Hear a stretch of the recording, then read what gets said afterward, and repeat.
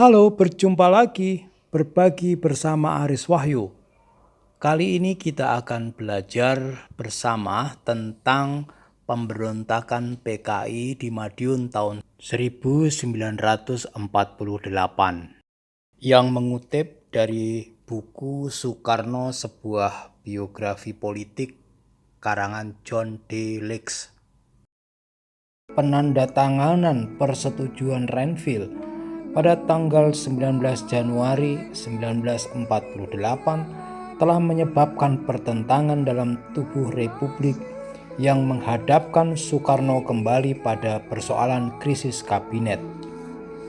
Sarifuddin meletakkan jabatan pada akhir Januari 1948 dan keahlian Soekarno dalam menciptakan persatuan diminta kembali. Ia memutuskan untuk membentuk sebuah kabinet presidentil, yaitu kabinet yang lebih bertanggung jawab kepadanya daripada kepada KNIP.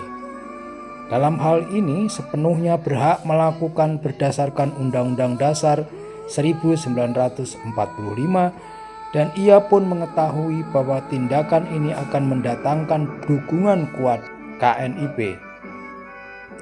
Hatta diserai tugas membentuk kabinet dan berhasil mempertemukan PNI dan Masyumi dalam bentuk satu tim kerjasama pemerintahan yang kuat.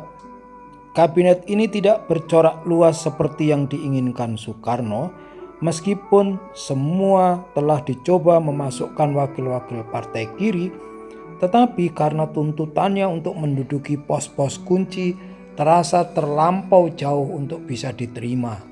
Maka kabinet berdiri tanpa mereka. Seperti yang dikhawatirkan Soekarno, perpecahan membawa kesulitan dalam mempertahankan persatuan seperti tahun 47. Kali ini datang dari PKI. Strategi PKI selama tahun 1948 sebagian telah dibentuk oleh perkembangan dalam negeri, tetapi juga oleh perubahan politik gerakan komunisme internasional secara menyeluruh. Di Indonesia, PKI merasa tidak puas dan perasaan ini menjalar luas karena syarat-syarat persetujuan Renville telah menyediakan pentas tempat kebijakan politik baru untuk mendapat dukungan dari pemimpin-pemimpin muda PKI. Politik berunding nampaknya sudah gagal dan tuntutan untuk melancarkan perang gerilya secara menyeluruh telah mendapatkan lebih banyak kepercayaan dan sebagai akibatnya dimungkinkan untuk membenarkan inisiatif PKI. Soekarno segera merasakan pengaruh perkembangan ini. Partai Komunis baru ini keras melancarkan kritiknya kepada pemerintah Hatta dan secara tidak langsung juga kepada Soekarno, karena ini adalah juga pemerintahannya. Strategi PKI seperti juga oposisi Tan Malaka sebelumnya ditujukan kepada pembinaan front persatuan yang luas, terdiri dari organisasi yang bersimpati dengan tujuannya adalah membentuk Front Demokrasi Rakyat atau FDR. FDR yang diberikan kepada persatuan ini adalah gabungan yang terdiri dari Partai Sosialisnya Amir Sarifuddin, Partai Buruh, Pesindo, dan Sopsi, serta PKI sendiri. Pada bulan Februari 1948, FDR menuntut pembatalan persetujuan Renville. Dalam bulan-bulan berikutnya, FDR meneruskan serangannya terhadap pemerintah, mengatakan revolusi telah macet dan perundingan dan kompromi dengan keras mendesak tindakan penyitaan terhadap milik Belanda. Ia mendukung pemogokan yang ditujukan untuk melemahkan posisi pemerintah.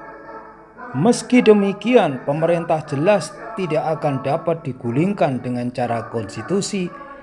Dan satu tahap perkembangan pada bulan Juli atau Agustus, para pemimpin FDR memutuskan untuk merebut pemerintahan dengan kekerasan jika cara lain gagal.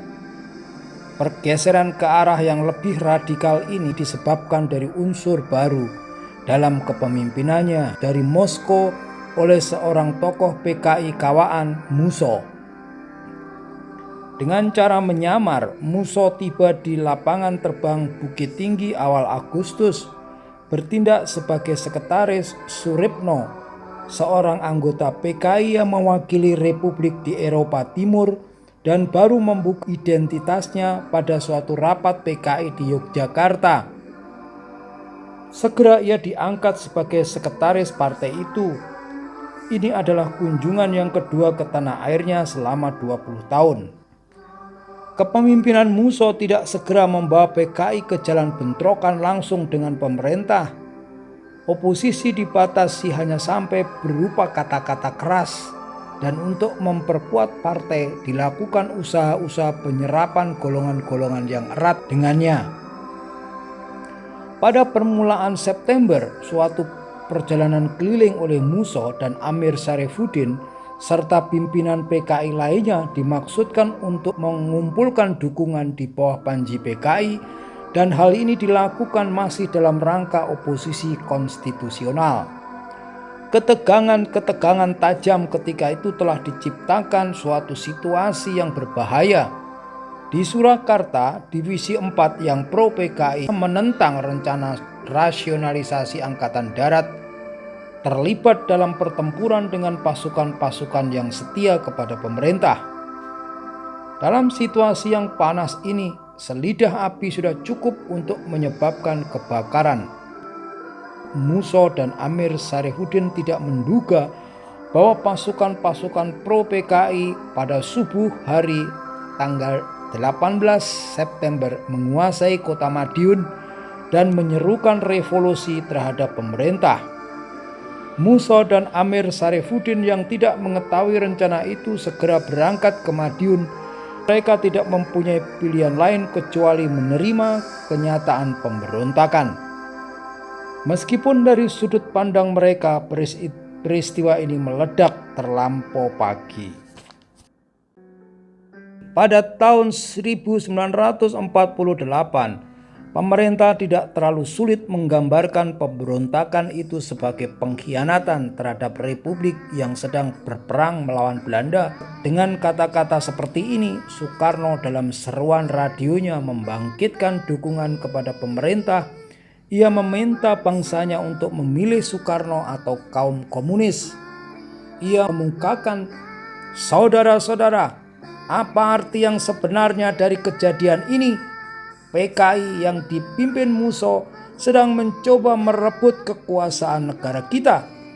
Saudara-saudara, atas nama perjuangan Indonesia merdeka, aku mengatakan kepadamu, ikut Musso dan PKI-nya yang akan menghancurkan cita-cita Indonesia merdeka, atau ikut Soekarno-Hatta yang insya Allah dengan ridhonya akan memimpinmu ke jalan Indonesia yang merdeka dan bebas dari setiap penindasan." Seruan Soekarno telah disertai dengan pemberian kekuasaan penuh kepadanya untuk mengatasi keadaan darurat. Segera diambil langkah-langkah penangkapan pimpinan PKI di Yogyakarta dan di tempat-tempat lain, serta mempersiapkan tindakan militer terhadap pasukan-pasukan komunis. Segera menjadi nyata bahwa PKI tidak mendapat dukungan massa untuk berhasil mencetuskan pemberontakan umum. Pada akhir Oktober, Siliwangi yang dibawahi oleh Divisi Kolonel A.H. Nasution, pemberontakan ini bisa dipadamkan.